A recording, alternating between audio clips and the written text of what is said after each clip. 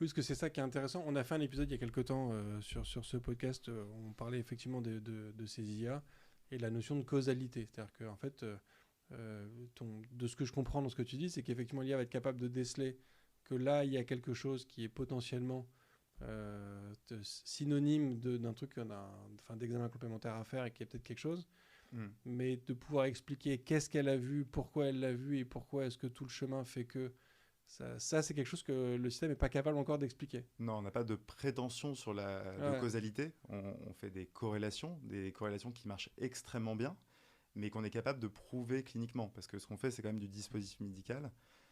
Donc, pour pouvoir le mettre sur le marché, le mettre dans les mains des médecins, si on n'est pas en mesure d'expliquer une causalité précise, ce qui est rarement le cas dans le domaine mhm, médical, hein, toute chose égale par ailleurs, il faut être en mesure de prouver que son algorithme est extrêmement bon d'un point de vue statistique, ouais, global, en moyenne. Et ça, c'est des choses qu'on montre dans maintenant des dizaines et des dizaines d'études scientifiques qui sont publiées dans des journaux à comité de lecture.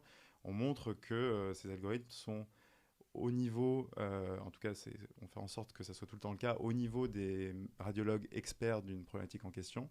Et on montre aussi que très souvent, la machine et l'humain ensemble obtiennent des performances encore meilleures, qui ok. permettent de repousser encore euh, le niveau de diagnostic atteint à la fin.